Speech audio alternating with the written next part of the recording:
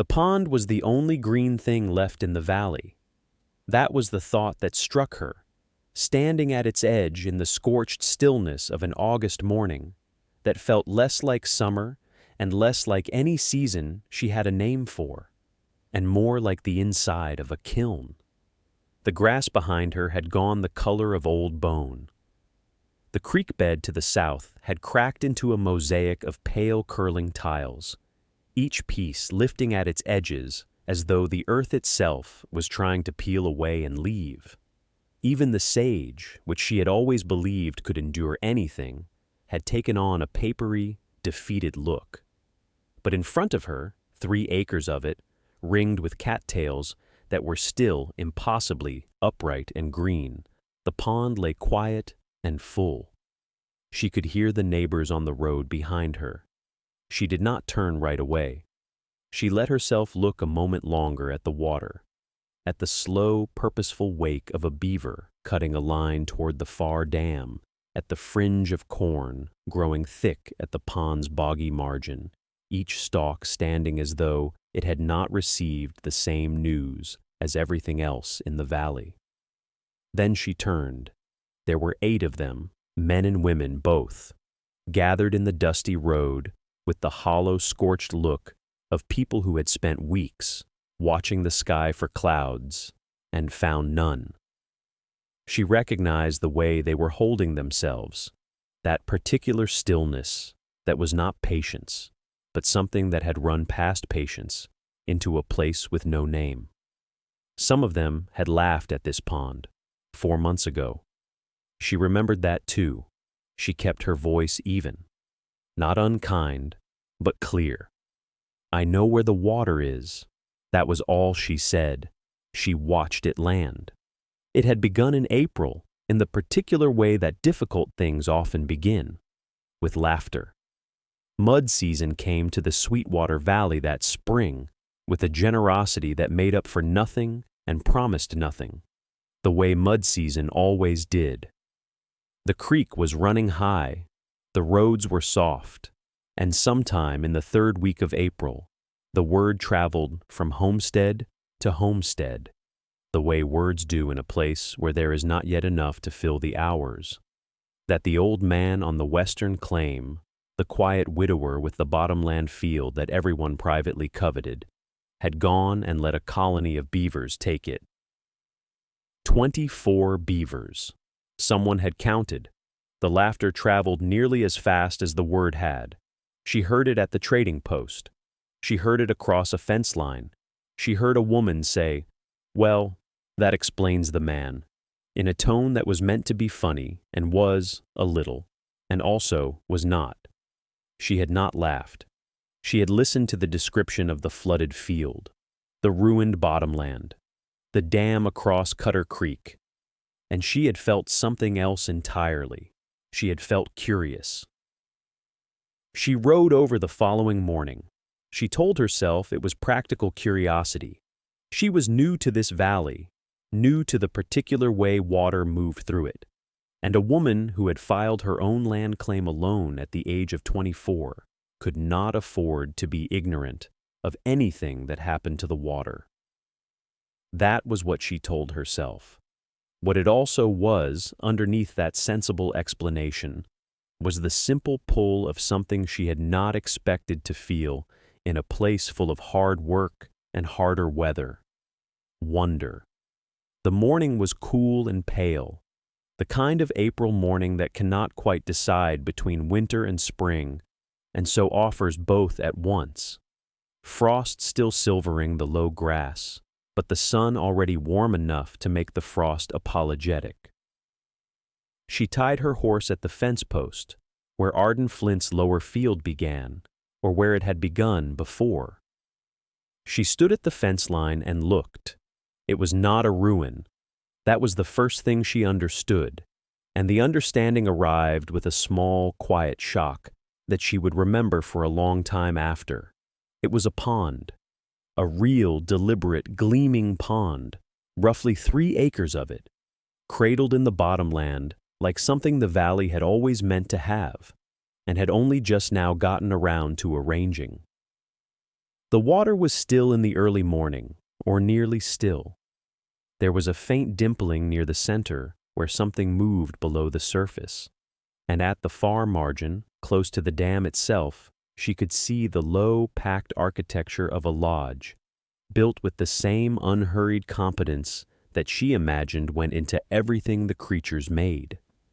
She counted, without meaning to, the way you count. Things that seem worth counting. Then she counted again. 24. They were everywhere, and they were quiet about it, cutting the water in slow arcs, dragging branches, patching, adjusting, attending to business with a seriousness that made the word ruined feel somewhat embarrassing in retrospect. One of them hauled itself up onto the dam and sat there for a moment as if taking stock of its own work, and she had the odd sideways thought that it looked more satisfied than she had felt in weeks. The boggy margin around the water's edge was thick with new growth, sedge and cattail and the bright, insistent green of things that loved wet feet. The soil in that margin, she noticed, was dark, deeply dark, the dark of soil that had been drinking for some time and intended to keep drinking. She crouched and pressed 2 fingers into it. It held the impression like good bread dough. It was not ruined ground. It was, if anything, fed ground. She straightened up slowly. The neighbors had said lazy. They had said addled. One man at the trading post had said the old widower had finally gone soft in the head, and everyone had nodded along because it was the easiest explanation, and the easiest explanations have a way of passing without challenge. She was not sure she agreed with the easiest explanation. She found him at the pond's edge not long after, crouched at the dark margin with a planting stick in his hand, working seeds into the soil with the same unhurried patience he brought to everything. He didn't startle when she came up behind him. Men who had spent enough years alone on the land rarely did. She asked him straight out, the way she had always preferred to ask things. Why hadn't he broken the dam? 24 beavers were not a small problem. 3 acres of his best bottomland sat under water. Every neighbor in the valley had an opinion about it. She wanted his. He didn't answer right away.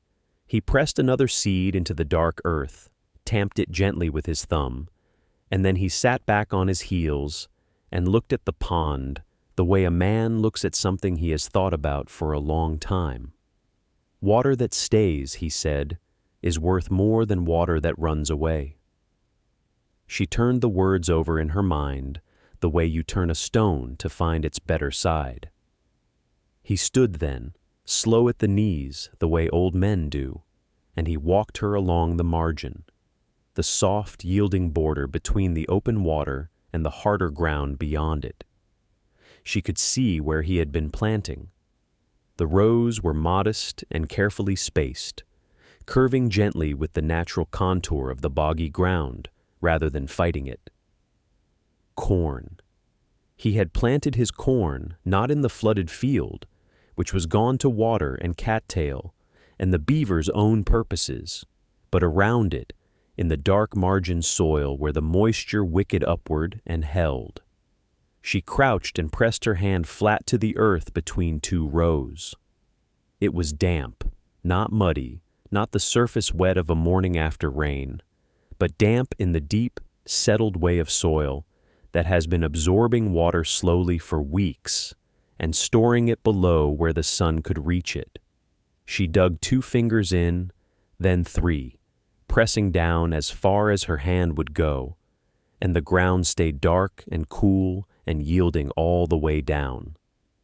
She looked up at him. He nodded as though she had asked a question aloud. A full foot, she realized. The moisture ran a full foot deep, perhaps more in that boggy margin, when everywhere else on the valley floor you hit dry, pale earth after 2 inches in a dry spell. And it was not yet a dry spell. It was only April, It was only spring, with the whole summer ahead and no way to know yet what that summer intended to bring. But she looked at that dark, drinking ground, and she thought about what a dry summer did to shallow soil, and she thought about what it could not do to soil that had been drinking since February. She stood and brushed the dark earth from her fingers slowly, and she looked out at the pond where the beavers went on about their business without any interest in being thanked.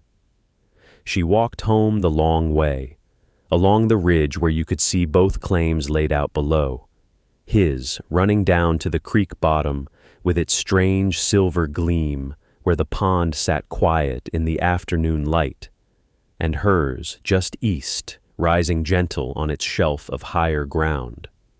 Her sod house sat squat and solid at the top of that shelf, and her kitchen garden waited in its rows, unplanted still, the soil turned but bare, patient the way unplanted ground always is in May, full of what it might become. There was plenty of ordinary work waiting, and she gave herself to it gratefully. She set out her bean poles and pressed seed corn into the earth with her thumb, row after careful row, and watered each hill from the bucket she hauled from her well. She mended the fence along the north side, where a post had heaved with the frost and never quite settled back. She aired her root cellar, propped the door, let the spring warmth work its way down the steps. She patched a gap in her sod walls, where the winter had pulled them apart at the corner. There was enough to fill the hands and keep the mind quiet, and for a week, nearly 2, she succeeded at not thinking about the pond. But thinking has a way of coming back to a person in the early hours, when the light is gray and the birds have started, but the work has not. She would lie on her narrow cot and see again that dark earth under her fingers, cool, yielding, deep. A full foot of moisture, stored below the reach of any ordinary afternoon sun. She would think about what happened to shallow soil in a dry July. She had seen it before, on the Kansas claim where she had grown up, the way a field could go from promising to powder in the space of 3 weeks if the sky stayed empty. She had seen corn curl its leaves tight as a fist, trying to hold something in. She knew what shallow-rooted hope looked like in August. She went to the trading post on a Friday, near the end of May, for salt and thread, and she heard the usual talk around the stove. Someone had been past the creek. The pond was spreading, they said, wider than before. Somebody else said the man must be simple, letting good bottomland go to mud for the sake of 20-some-odd beavers with opinions. There was laughter, easy laughter, the kind that doesn't cost anything. She stood at the counter and kept her eyes on her list and said nothing. She had no argument to give them yet. She only had a feeling and a handful of dark, damp earth she could no longer entirely forget the weight of. That wasn't a thing you could say aloud at a trading post counter without inviting more of the same laughter. But she walked home with her salt and her thread, and her quiet, stubborn sense that the laughter was aimed at the wrong thing entirely, and that sooner or later the summer would say so for her. The dry weeks came in June like an unwelcome guest who had forgotten to bring anything with him. No rain, no clouds worth speaking of, just sky the color of old bone and a wind that pulled the moisture off the topsoil and took it somewhere else entirely. Mattie watched the ground in her kitchen garden crack along the edges of the rows, small fissures no wider than a finger at first, then wider. She watched her well in the mornings. It had been a good well, 11 feet down, dug with a neighbor's help the previous autumn, and lined with flat stones she had hauled herself in a barrow. But the water line was dropping, not slowly, not seasonally, but with a kind of urgency that unsettled her. She did not wait to be certain. Certainty had a way of arriving too late on the frontier. She walked the line between her claim and Arden Flint's 3 times in 1 week, studying where the pond's overflow ran. The beaver pond had risen with the spring snow melt and spread into the lower margin of his field, and now, even in the dry heat, it held. She could see the overflow point clearly, the place where water crept past the dam's edge and ran in a thin, shining thread through the grass before sinking into the ground, not 20 yards from where it began. She knelt and put her hand on the earth there. Cold and dark and soft. Then she walked the slope back toward her own land, reading the lay of the ground, the way her father had taught her to read a page, left to right, high to low, looking for where the meaning ran. The slope was gentle, but it was real. 40 yards, she estimated, maybe a touch more. She borrowed an iron bar from a neighbor who raised cattle along the northern bend and told him only that she meant to do some drainage work. She sharpened her own spade on the whetstone until the edge caught light, and then she started digging. The first day she staked the line, driving small willow sticks into the earth every few feet to hold her course. The second day she opened the channel from the overflow end, cutting down 6 inches, then 8, following the grade. The ground near the pond was still soft and moved easily. Farther out it was harder, and the iron bar earned its keep. She worked mornings while the heat was still manageable, and stopped at noon when the sun made the air taste like metal. She packed the cut soil to either side to form low guide banks so the water would not wander when it came. By the 6th day, her hands had blisters that had become calluses, and her shoulders ached in a way that felt almost like pride. She dug the holding basin at the edge of her corn patch, waist deep, wide as a wagon bed, and shaped it so it would settle rather than spill. Then she opened the head of the channel at the overflow point and stepped back and waited. The water did not rush. That was the first thing she noticed. She had half expected something theatrical, a bright thread of current cutting down the slope, filling her basin in an afternoon, some visible proof that 6 days of labor had amounted to something real. Instead, the water moved the way a thought moves through a sleeping mind, slow, without announcement, almost shy. It seeped into the cut channel and followed the grade she had shaped, and by the time it reached the holding basin, it was less a flow than a quiet arrival. She watched it long enough to be sure it was truly moving, then went inside to sleep. In the morning, the basin held perhaps 2 inches of standing water at its lowest corner. By the 3rd morning, it held 4. By the end of the first week, a damp darkness had spread through the soil around it like a stain the color of good bread. And when she pressed her fingers into the earth at the near edge of her corn patch, she felt it. The coolness, the give, the faint yielding of ground that had drunk. She did not tell anyone what she had found in that sensation. It was not the kind of thing you put into words easily. And besides, from the road, her claim looked exactly as it had always looked. A neat garden, a modest sod house, rows of young corn standing straight in the dry season air. Nothing about it announced itself. Travelers passing on the valley track would have seen only a well-kept homestead in a hard summer year and thought nothing more of it. That, she began to realize, was its own kind of wisdom. She had heard the old man say it back in April, standing at the edge of his flooded field, with mud on his boots and something like serenity on his face. Water that stays is worth more than water that runs away. She had understood it then with her mind, the logic of it, the practical arithmetic, But understanding a thing in your mind and understanding it in your hands and your knees and the small of your back are two separate educations. Now she was learning the second kind. Each morning she made a circuit of the corn patch before breakfast, moving row by row, pressing her palm flat against the ground.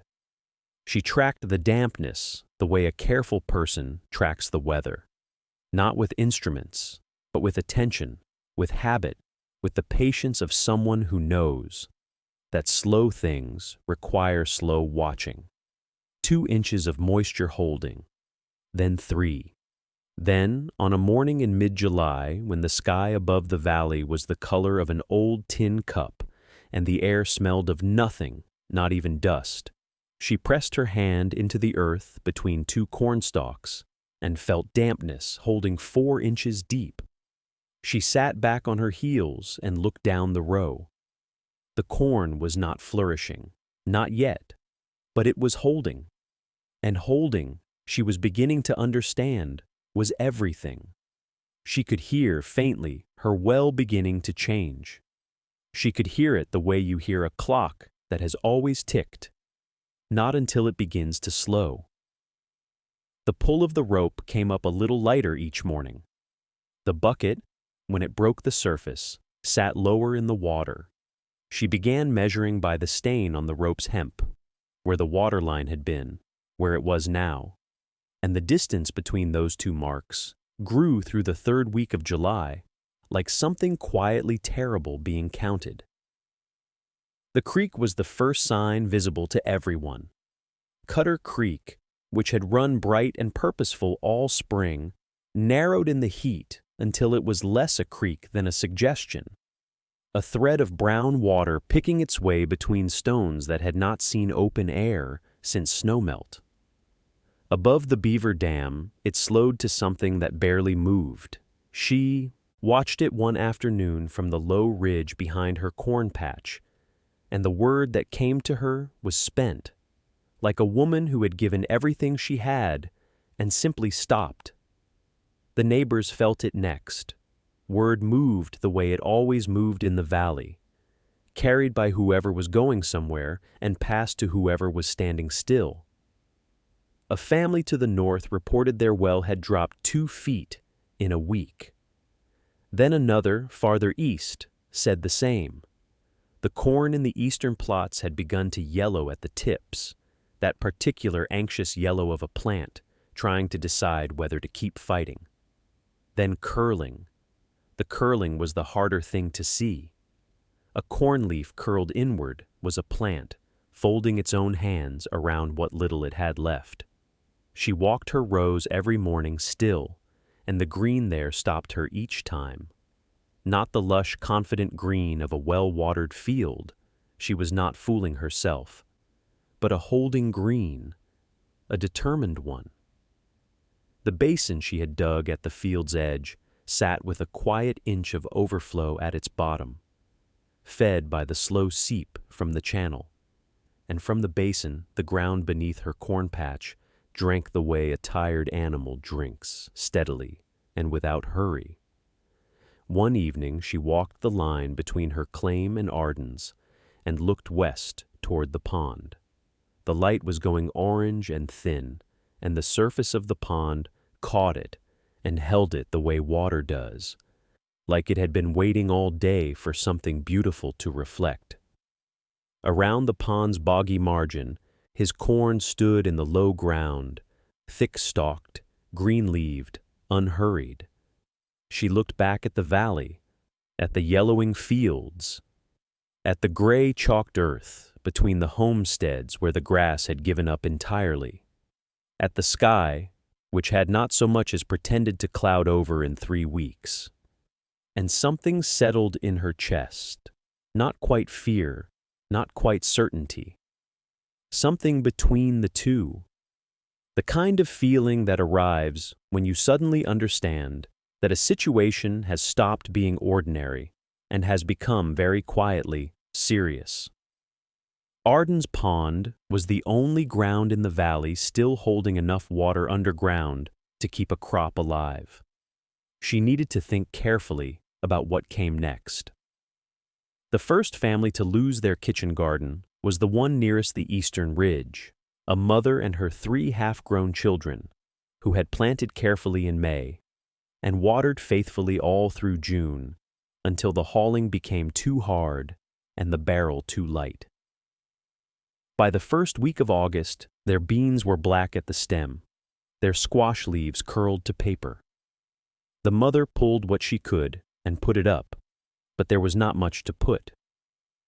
The second and third families went within days of each other, their gardens giving way the same quiet way a candle goes, not all at once, but one flame at a time, until there is only smoke. They had dug deep, carried far, prayed sincerely, but the earth beneath their plots had dried to something closer to brick than soil, and brick does not feed a root. The fourth family's well went dry on a Tuesday. A child came to draw water in the morning, and the rope came back with a dry bucket, and then another dry bucket, and then the child stood at the wellhead and did not know what to do next. By afternoon, the whole valley knew. She had been watching for signs of this.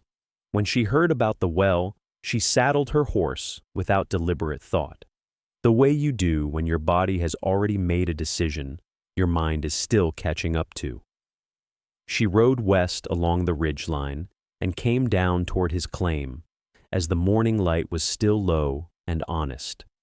She smelled it before she saw it. Water, not the sharp mineral smell of a dug well, but something living, green and cool and faintly reedy, the smell that belongs to a place where things are still growing. She came around the last rise and stopped her horse. The pond lay ahead of her, broad and dark and absolutely still in the early hour, catching the sky in pieces between the tools and the willow shoots. Around its boggy margin, the corn stood, knee-high, deep-stalked. Its leaves were the color of something that had not been told yet that summer was terrible. It was the greenest thing she had seen in a month. He was there already, moving quietly along the rows, touching a leaf here and there, the way an old man checks on something he is privately proud of but would never say so aloud. She dismounted and stood at the edge of his field and did not speak for a long moment. He looked up, saw her face, and waited. "They are losing their gardens," she said finally. "The Eckerd well went dry this morning." He nodded once. He did not look surprised. He did not look satisfied. He only looked like a man who had been expecting a thing to happen and had been hoping he was wrong. "I figured it was getting close," he said quietly.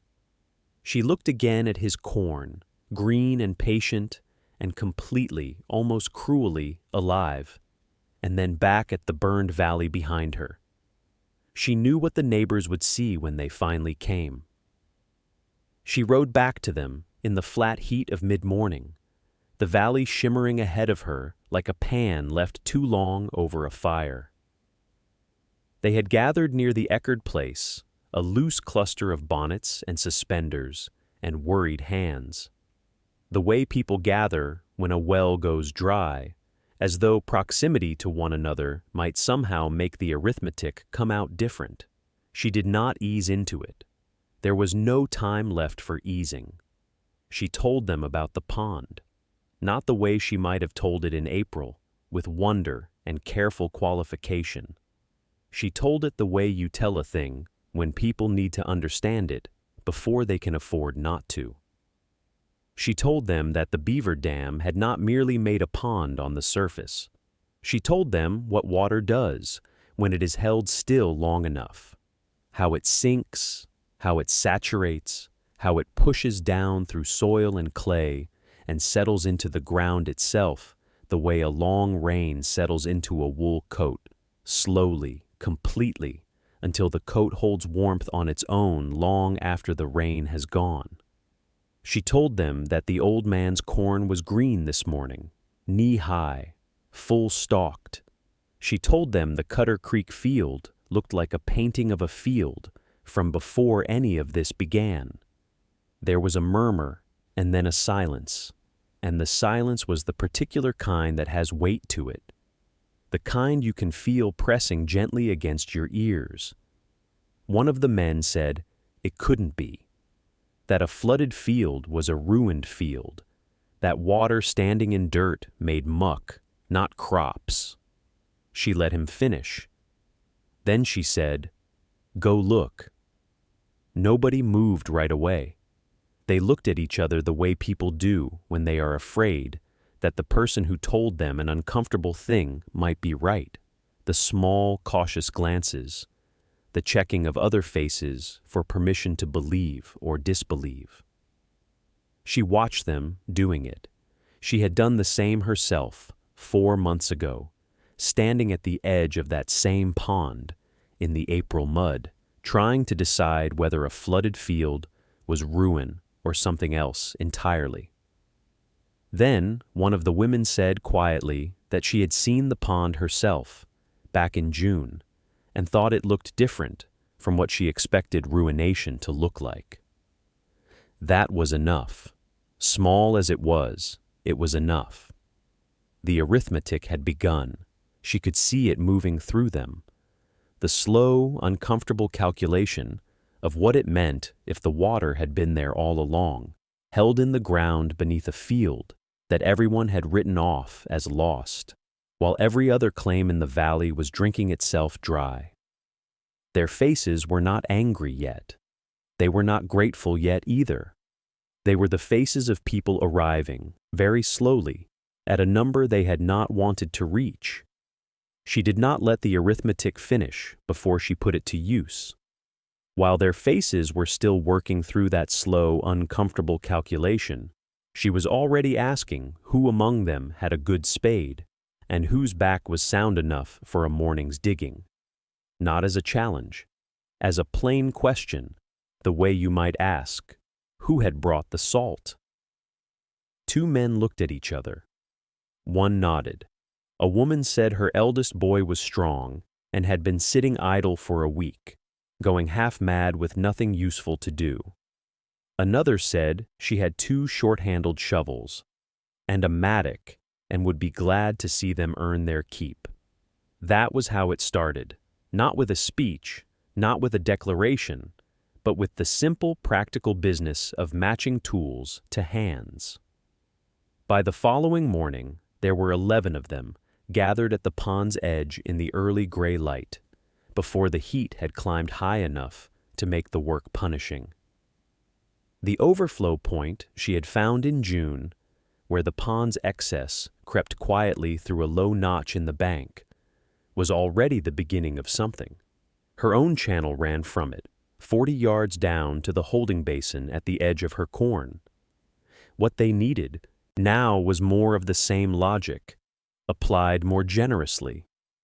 She showed them where the ground fell away to the south and east, where 3 small kitchen gardens and a root crop plot still held the ghost of a chance if the soil could be soaked in time. She had walked those margins the evening before, reading the land the way she had learned to read it, not for what it looked like on the surface, but for where it wanted to go. The work was hard. It was muddy even in the drought, because the pond's margins never fully dried, and the mud was the good dark kind that stained a hem permanently and smelled like something alive. They cut 3 new feeder ditches, shallow, deliberate, angled with care, so the water would follow gravity and not their wishes. They argued sometimes about the angle. Somebody's line wandered. There was a moment when one of the ditches ran too fast and had to be tamped and redirected. There was also laughter. It rose up in the middle of the hardest stretches, the way laughter does when people are working beside each other in mud and heat and beginning cautiously to feel that they are doing something that matters. It was lighter than the laughter that had echoed through this valley in the spring, lighter and kinder and aimed at no one in particular, which is the best kind. The pond gave up its overflow willingly. It had been holding it this whole long summer. It seemed almost to be glad of the excuse. By midday, the first trickle reached the southernmost garden, and a woman pressed her bare foot into the newly darkened soil and did not say anything at all. The rains came in September the way mercy sometimes does, quietly, without announcement, as though embarrassed to have taken so long.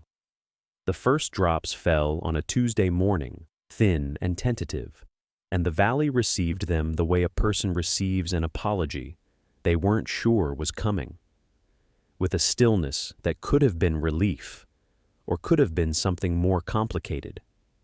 The creek began to wake. The cracked earth softened in stages, like something remembering how to breathe. The sky, which had been white and relentless for weeks, learned the color blue again. But the valley's real rescue wasn't in the rain. It was in the corn. 2 fields, side by side, one in the boggy margin where the pond's patience had kept the subsoil dark and damp all summer long, and one fed by 40 yards of hand-cut channel and a holding basin dug in late June by a young woman who had gambled on an old man's quiet wisdom and won. Both fields had stood green when everything around them turned the color of old paper. Both had tasseled, both had filled, and now both were ready. They brought everything they had: baskets, barrels, wagon beds, grain sacks, old flour bags, any vessel that could hold something dry and good. The work of shucking began the morning after the first rain, and did not stop for 3 days. Hands that had spent the summer in futile labor now found themselves in useful motion, pulling husks back to reveal kernels that were sound and whole and, after a summer of going without, almost beautiful. She moved through the rows steadily, teaching without lecturing. If a neighbor didn't know how to check for moisture before barreling, she showed them once and moved on. If someone wanted to keep more than their share for fear of a second drought, she spoke gently about what winter would require and what spring would need, and how a community that hoarded in September would not be worth much by March. Most listened. Some argued, then listened. He worked beside them without hurrying and without complaint, moving through his own field row by row as he had done everything else this summer, with the unhurried attention of a man who understood that the work would take the time it took, and that rushing it would not improve the corn. By the third afternoon, every root cellar in the settlement held something. Not everything that had been lost. Some families had lost too much for that, and honest accounting required acknowledging it. But enough. Enough to see the most struggling households through the lean months, if they were careful, and they had all learned a great deal about being careful. The barrels were sealed. The cellars were shut. The first real rain of September ran in thin runnels down the valley's slopes, and the pond, which needed nothing from anyone, rose by half an inch and asked no thanks for it. The rain passed by morning, leaving the air washed clean, and the hills standing out sharp against a sky that had forgotten, temporarily, how to be cruel. Someone, she never learned who, must have spread word the evening before, because by mid-morning they were coming along the valley paths in ones and twos, some with children trailing behind, some carrying nothing more than themselves and the particular quietness of people who have survived something and are not quite ready to say so aloud. They gathered at the edge of the pond. It was not a planned gathering. There was no announcement, no wagon sent around. They simply came, the way people come to a place after a hard season, drawn by something they cannot fully name, a need to stand together at the thing that held when everything else did not. The water caught the September light and gave it back softer, and the beavers, unbothered, continued their slow industry at the far end of the dam, as if a dozen weather-beaten homesteaders watching them were no great novelty. One of the men who had laughed loudest in May, she recognized him by his hat, which he turned in his hands now rather than wearing it, moved to stand beside the old farmer. He watched the beavers for a long moment. Then, with the particular awkwardness of a man who is trying to ask something without quite admitting that he had been wrong to doubt it, he said he wondered whether the beavers might be persuaded to stay on. The old farmer smiled. He did not say anything for a moment. Then he said he reckoned they would. She stood at the channel's mouth, where the water still moved in its slow, deliberate thread toward the holding basin, and she felt the settlement shift around her. Not noisily, not in the manner of proclamations or speeches. It shifted the way ground shifts after a long rain, quietly, at the root level, in ways that would not be fully visible until spring, when things grew differently than they had grown before. She had not been the loudest voice. She had not forced anything. She had looked at a ruined field in April and asked a different question than everyone else was asking, and then she had gone home and dug 40 yards of shallow channel with her own hands, and then she had waited, which had been the hardest part. The water ran. The corn had stood. The neighbors had eaten. It was not, she thought, a complicated story. It only seemed that way because everyone had been looking at the loss when they should have been looking at what the loss had made room for. She knelt at the channel's edge and put her hand in the water. It was cold and clear and moving, and it had come from 24 beavers that no one had wanted and one old man who had simply let them stay. She thought that was enough.